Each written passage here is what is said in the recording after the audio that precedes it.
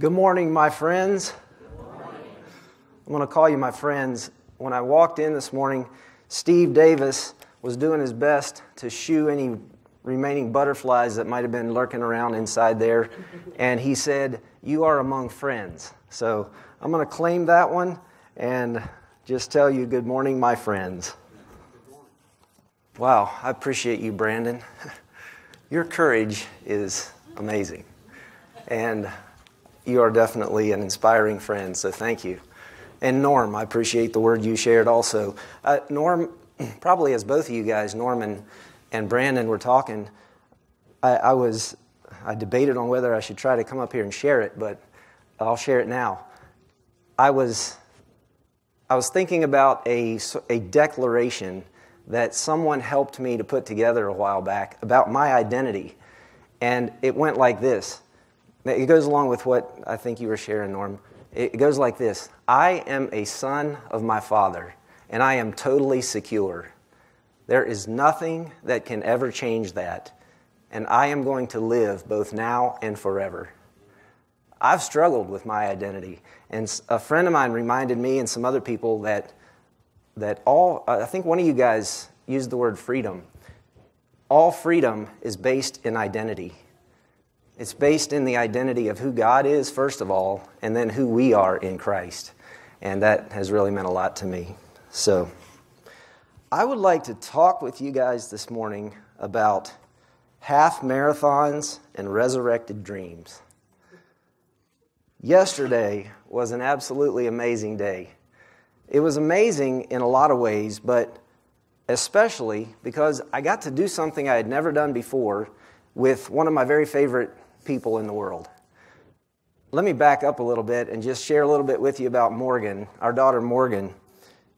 Years ago, she dislocated her kneecap one day. They were out playing in the backyard and playing some game, and she twisted her leg wrong, and this kneecap ended up totally over on the side of her leg. I got the call at work, and I came home, and it was one of the most bizarre things I have ever seen in my life. It was almost eerie looking because her leg was just flat right through the knee area, and the kneecap was totally over on the side. I was honestly very concerned because I had no idea. I'd never seen that before. And so we got her in the vehicle and took her off to the emergency room, and the short story is they put it back in place. But the thing was, after that time, it was a long and tedious recovery process to get her back to where she could even walk normally again. And it was a real deep struggle for Morgan because she loved things like, I don't know what they were playing, if it was kickball or some kind of tag ball or something, but Morgan loved soccer and she loved volleyball, she loved running and all kinds, pretty much any outdoor activities Morgan loved. And after that, she wasn't able to do hardly anything like that anymore for a long period of time. And so it was a real struggle for her. And during that time, one of the dreams that she had in her heart along the way was to run a half marathon. So after that knee injury happened, the half marathon was pretty much off the table, not an option. In her mind, it was pretty much a dream that she had given up on. It was pretty much an impossibility, or so she thought. It was impossible until we were at a speech and debate tournament one weekend, and this young man gave a speech about the benefits of physical training and activity. And it also talked about some life lessons and different things like that. And somehow God used that speech that this young man gave to ignite a spark inside of Morgan that maybe, just maybe, one day, by the grace of God, she could run that half a marathon. And so that began to grow, and over a period of time, her knee had been gradually getting better. God had been healing that. And I didn't know about this, but she signed herself up for a half a marathon. It was down in the, I think, Lexington, Clifton Forge area. She signed up and sort of was training under the radar. I say under the radar because it was not on my radar screen. Maria knew about it. Mom in the family usually has to know about those kind of things, but I didn't know about it. Maybe one reason was that if Morgan would have told me about it, she knew that I would be eager to maybe see if I could join her in this thing. And it was such a personal thing that she felt like she had to do this by herself. So she signed up for it, and she was preparing for it. I noticed that she would spend a lot of time running up and down the gravel road near where we live and for long periods of time, and I'm not sure why I didn't put that together. But it came down to about a day or two before the race. And finally, Morgan told me that she was going to go run this half marathon. And it was a great day. This would have been, when was that, Maria? I don't remember how long ago, maybe a year or so ago. And Maria and I were able to be there that day, and we got to cheer her on and see her come across the finish line. I even went down the trail through the woods to see when she was coming up the trail, and then ran back to the finish line and took all the pictures and all that. It was a great day for Morgan. And it was really a dream come true for her because God had done an amazing healing in her leg, but He had also done an amazing thing in her heart. Later on then, Morgan knew that over the years, I have loved to run as much as I can. And so this past year, she gave me a very special gift for my birthday in February. She signed us both up for a half marathon. She signed us up, and people thought this was kind of strange until she told them, yeah, Dad loves to run a few times a week. So she signed us up for the Waynesboro Park to Park Half Marathon. It starts in Stewart's Draft and goes down through the country and I think either across or by the river. It's just absolutely beautiful. Signed us up for this run. And this was yesterday. So if you have those pictures ready, could you put that first one up there, please? It was a perfect day for this run. It was chilly in the morning, and then by the time we got to the finish line, it was the perfect running temperature. There's Morgan at the start of the race. People are getting ready, and we're just about ready to go. It started at 7 o'clock in the morning. And then go on to the next one. Then we went ahead and ran, and I'm amazed how quickly the miles go by when you already have in your mind 13.1 miles. When you're running a 5K, 3 point whatever it is, it doesn't go so quickly. But I was amazed how quickly the miles ticked by when we did that. There's mile 11. Morgan's doing great. Go on to the next one. We had to have some comic relief along the way. This was way down the line, and I saw that sign, smile if you're not wearing underwear. I am almost sure that most of us smiled when we saw that sign. Now, it was not true, the other part. So that was some good comic relief along the run. Okay, how about the next one? And there, it says start, but it's actually a finish line. We had just come underneath the finish line there, and we finished that half marathon together. And then the final picture, I think it is. Yeah, one last picture there. So it was a fantastic day with Morgan all around. One of the things about that race, though, that surprised me, actually, I'll tell you about that in a minute. I loved doing the run with Morgan. Even if it was just for the physical exercise, it was fantastic.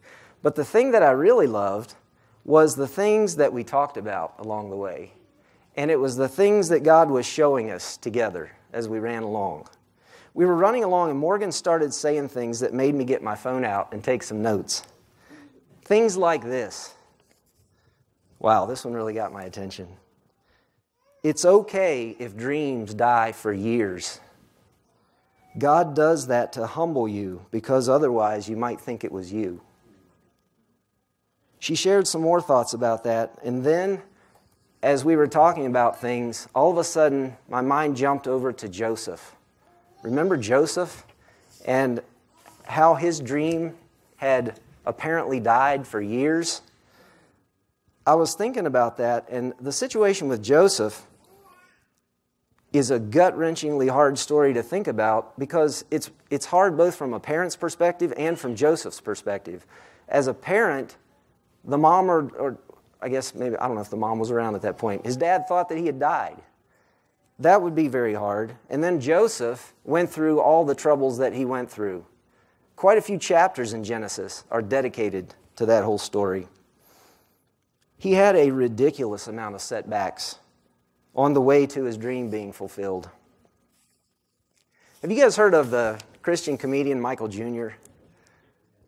I really enjoy listening to him, and I love what he says about setbacks. He says, your setbacks are part of your setup, so you can deliver the punchline you're called to deliver. He says this is how comedy works, and this is how life works. Most of us are not comedians. I sure don't claim to be one. But like Michael Jr., we all have setbacks. And God has given each of us a punchline to deliver. Maybe you could call it that big dream that He's put in your heart. Joseph's setbacks were all part of his setup so he could deliver the punchline. And the lessons from Joseph's life are still being delivered today, long after he's gone. We're not going to cover that whole story in Genesis today, but a while back, in my daily, I use my Bible app in my phone for most of my Bible reading, and in one of the daily readings, maybe it was last year, I think it was last May, this verse got my attention. It's in Psalm 105. In the previous verses, it gives some history about the hardships that Joseph had been through. And then in verse 19, it said that, this is the one that got my attention. Until the time came to fulfill his dreams, the Lord tested Joseph's character. That one really hit me because in times of when it appears that our dream is not working out, things are not coming together like we thought or hoped they would, God is actually, if we stay faithful and persevere, He's testing our character so that we can be more prepared for that thing when we get there. God had absolutely incredible plans for Joseph's life and for the people that Joseph would serve. And so I wondered, what was it that made it so that Joseph's dream, the dream God had put in his heart, could actually come true? And as I looked at that, and if you want to open up to Genesis 39, we won't be in here real long. There is, like I said, a lot of information here about Joseph. But in chapter 39, it's the chapter that deals with Joseph and Potiphar's wife. And it gave me a new perspective on Potiphar's wife when I was looking into this book by Steve Farrar called Finishing Strong, because he actually puts a name to her. Apparently there's not a name given in the Bible, but he gives her a name. Capital P, predator. That's what he calls her. And for me, it gives more of a different perspective on that maybe, even more, makes us more aware of the situation. But in this whole chapter, I had highlighted some things at some point previous. I don't have any idea when it was. It was in the past. And as I opened up to this chapter, it says in at least 3 different places, the Lord was with Joseph. That's verse 2. And then on down in verse 21, but the Lord was with Joseph. And then it goes on beyond that. And then again in 23, because the Lord was with him. And so, as I was asking that question, how is it that his dream was able to be fulfilled? I realized that one of the most important things was that God was with him in that situation.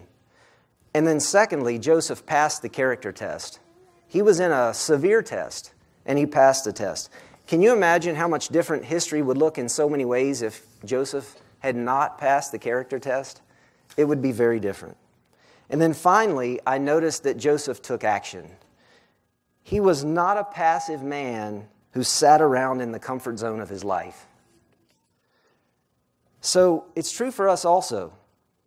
For God's best plan to happen in our lives, we need those same things. We need to stay close to God. We need to pass the character test, and we need to take action. Sometimes it's really hard. Sometimes we get stuck. We have huge self-doubts. We have struggles. But it's important to persevere. I had some struggles in yesterday's race that I was not expecting at all, because I've had a little trouble with this right knee. And about a year ago or so, I had to stop running for a few months.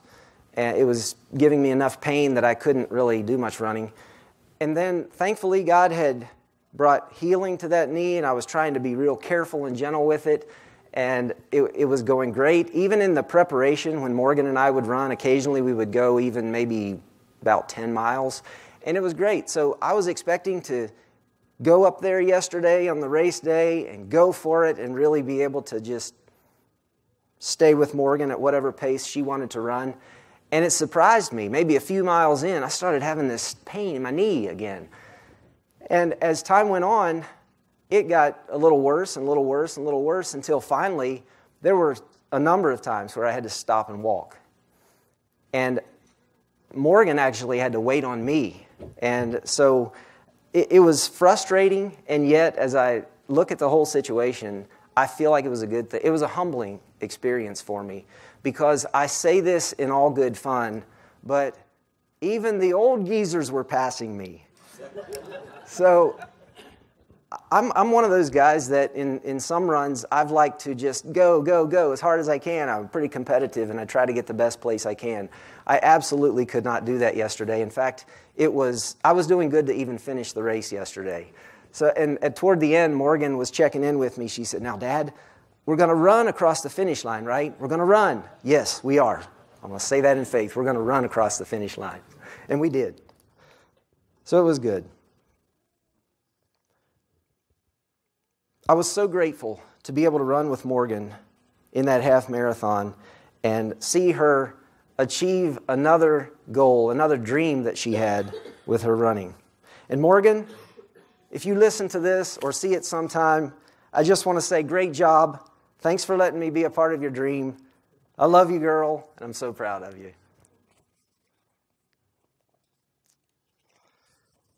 So as we think about the reality that sometimes dreams die and how sometimes they stay dead for years, it brings up a good question.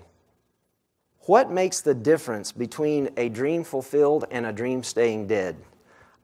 For me, that was a question worth pondering a bit. And here are a few things that might keep a dream dead so that it will never be resurrected. You might call these dream killers. The first one is the comfort zone. We're not willing to leave the comfort zone behind. Steve Davis, I know, and probably others have reminded us of the importance of getting out of the comfort zone. We end up playing it safe, and this is no way to live. A friend recently sent me a quote because he was pretty sure I would like it, and I absolutely did. He sent this to me. It said, "All around you, people are tiptoeing through life just to arrive at death safely." Wow, I don't want to be that kind of person.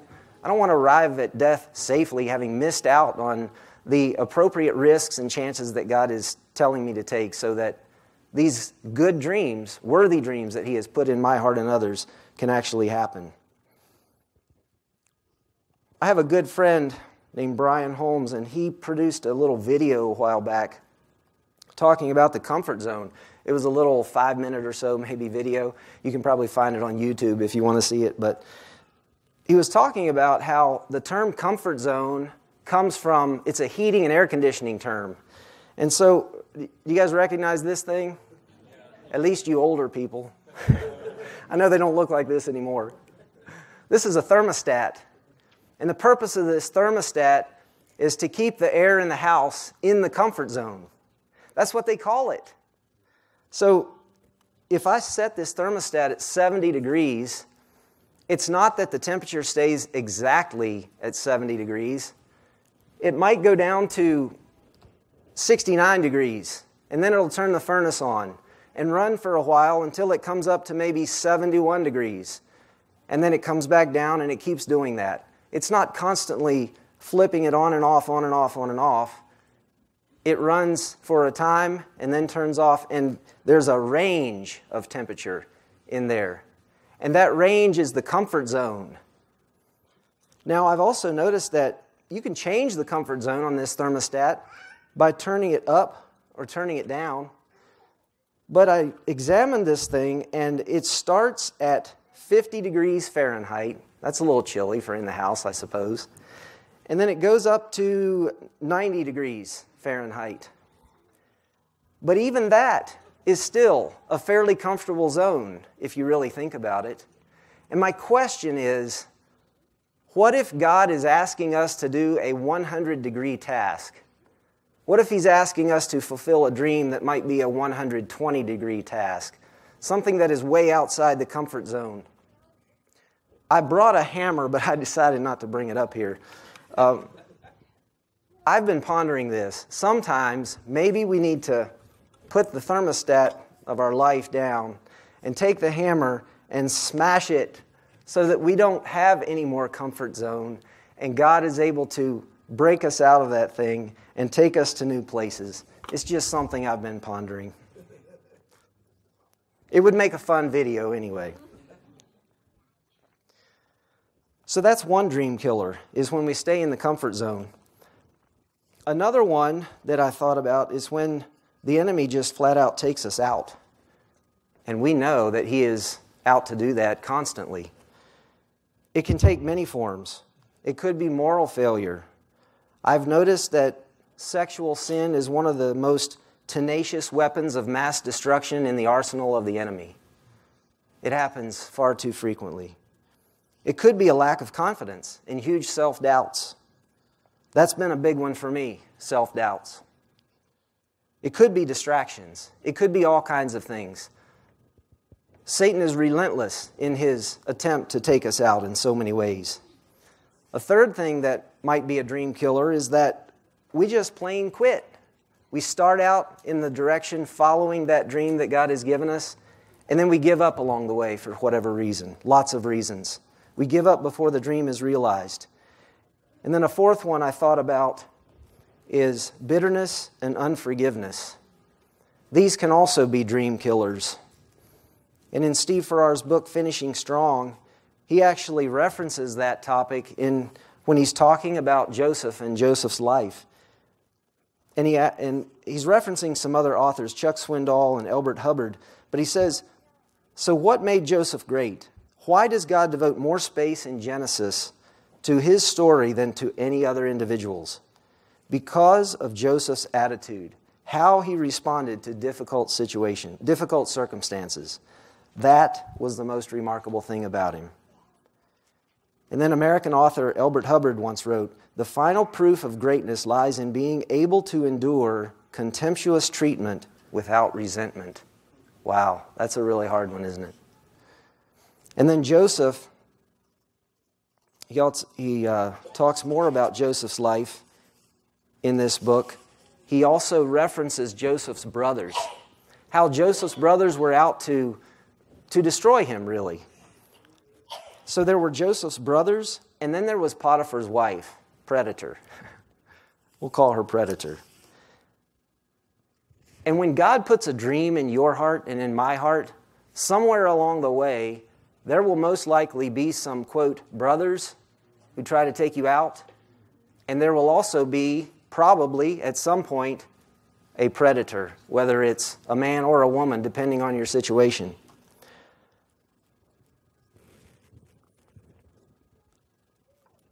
But it might not be really a predator either. I feel like it's really worth also considering that it might not be a predator at all. It might be a deeply committed Christian with no wrong motives. But under the circumstances, an emotional attachment forms that is very difficult to stop once it gets going. That progression has ruined a lot of people also. And Steve talks about a situation in that book where there was a man in his 30s that found himself in that very situation. He had no wrong motives. The woman had no wrong motives. They were working together. And over a period of time, he noticed himself feeling attracted to her. He noticed himself thinking about her at odd times. He noticed that he enjoyed being around her. And he did the right thing. He told his wife about it. But it didn't improve. It was still a struggle, and it continued on. Until finally, he did something amazing that most people probably would not do. He actually changed jobs because of that situation. He cared enough about his marriage to actually take drastic action. And I wonder, I hadn't thought about this until just now, but that verse in the Sermon on the Mount where Jesus says, if your right eye causes you to sin, gouge it out. Maybe that is a very good application of that verse in some way. It's not that he had to take a knife and, as my grandmother used to say, don't poke your eye out. It's not that he had to poke his eye out, but he did have to take massive action. And that's what he did. I might have to get those bifocals or contacts one of these days so I don't have to keep taking these on and off.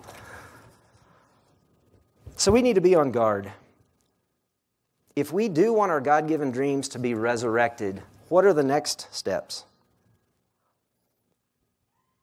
As we talked about a little while ago, it's critical for us to stay close to God, to pass the character test, and to take action. But there are a couple other things that we might add to that list. One of them is to write our dreams down. Have you ever tried that exercise, to write your dreams down? I've noticed for me personally, and I've heard people talk about it, that many times our thoughts that are stirring around in our heart and soul, we can really get them untangled a lot better when we write them down. So that's a really good exercise. I would encourage you to spend some time getting with God and writing your dream down, or dreams. Maybe you have a couple of dreams.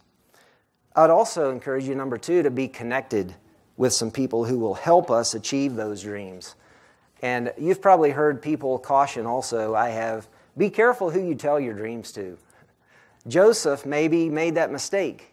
I'm not sure on how all that works in that story, but when he told his brothers about it, they were not impressed at all with his dreams.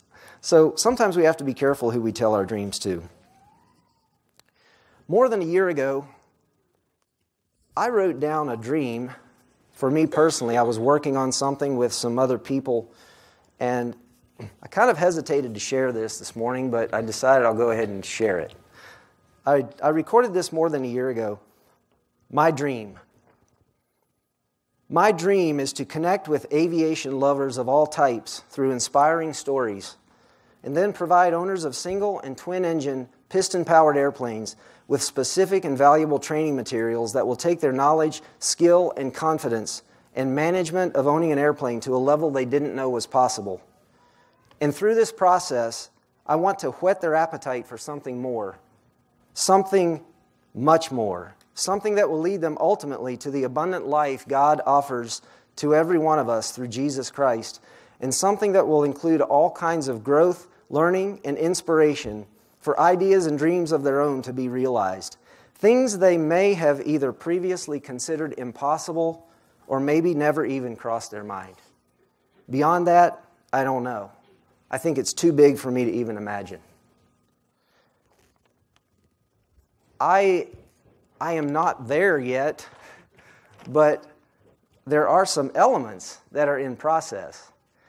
And so I'm grateful for God putting those thoughts in my heart, and I'm not exactly sure how it will all pan out, but I'm confident that God is doing something inside of me, and I'm confident that He's doing something inside of you, and I'm pretty sure that it includes a lot more than we are experiencing today.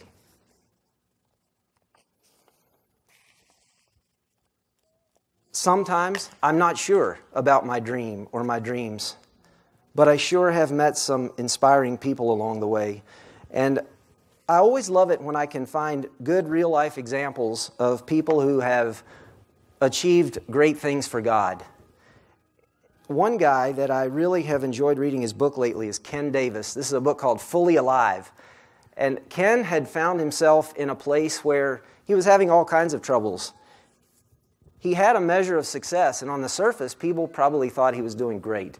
Very successful speaker, comedian, loved people and working with people, loved making people laugh. He's really good at that. But he found himself in a place where he had experienced off and on a lot of depression over the years. He found himself disconnected from his good friends, and he found himself in a place where his health had really deteriorated. And it just kind of all came crashing down into his life at some point. And this is his story of his life back to health. The story of the transformation that God brought about in him in so many ways. And since that time, like this, it's in a book now. He's able to share it with other people.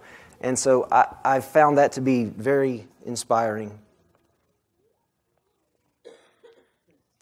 He references I don't know if he references these verses, but it makes me think about some abundant life verses like John 10:10, where it says, "The thief comes only to steal and kill and destroy.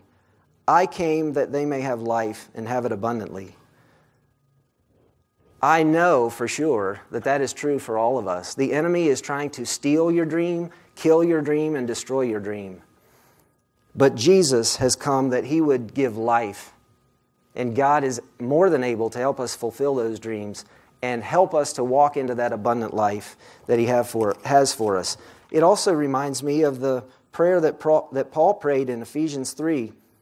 At the end of that prayer, he says in verses 20 and 21, "Now to Him who is able to do far more abundantly than all that we ask or think, according to the power at work within us, to Him be glory in the church and in Christ Jesus throughout all generations, forever and ever. Amen." I think maybe many times we gloss over those verses. I think I have, because I grew up in the church and I've probably heard that verse maybe many times as a blessing or a benediction, and we get so used to it, so accustomed to it. But I feel like it's worth really digging into and reminding ourselves that God wants to do far above what we ask or think. And not only is He able to do that, but I believe He is eager to do that. And we should join Him in that.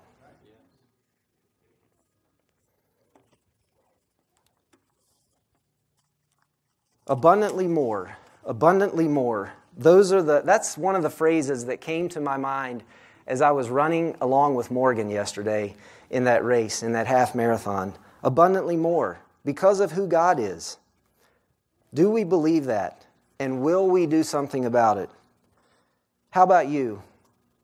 What is your God-given dream this morning? Have you talked with God about it recently? Or have you given up on it? I promise you, God has not given up on your dream, and He's not given up on you. This morning, when my alarm went off, I have it set really, really low. You can barely hear it. I hope to put it in just that perfect volume where it wakes me up, but it doesn't wake Maria up. And so I think it often works that way. But this morning, that little radio alarm came on, and the first words that I heard were these.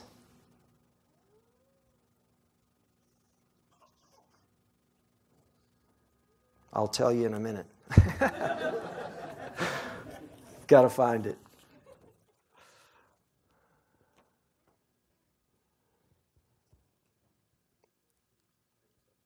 There it is. Sorry.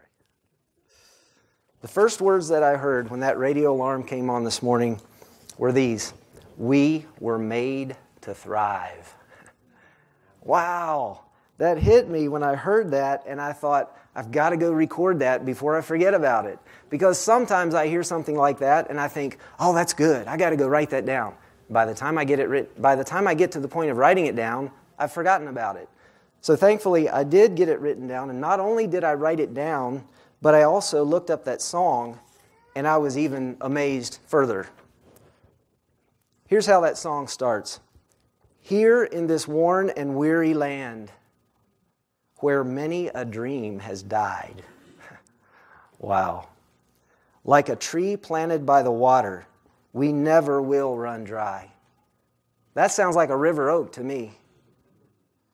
"So living water flowing through, God, we thirst for more of you. Fill our hearts and flood our souls with one desire, just to know you and to make you known. We lift your name on high. Shine like the sun, make darkness run and hide."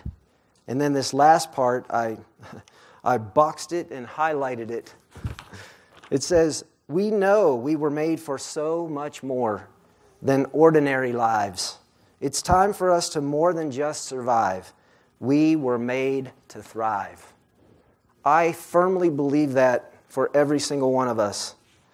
And I want to encourage all of us this morning to re-examine those dreams, those worthy dreams that God has put in our heart. And I'm asking you this morning, have you written your dream down?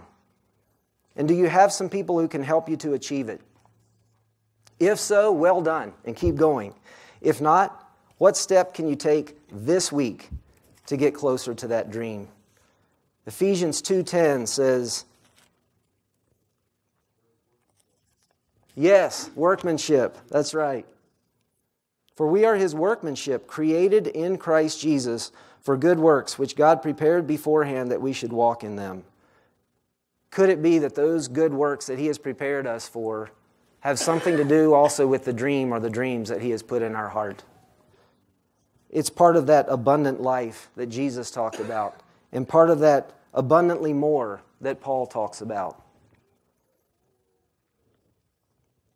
So I want to encourage you today, even if your dream has died, if it's a God-given dream, He has the resurrection power to bring it back to life. Morgan thought she would never run a half marathon. Now she's run 2. So remember, against all odds, God fulfilled Joseph's dream. Against all odds, God fulfilled Morgan's dream. And against all odds, God is more than able to fulfill your dream if you'll put your trust in Him and take action. My biggest question for you is this: what will you do this week to take a step forward? God bless you guys. Amen.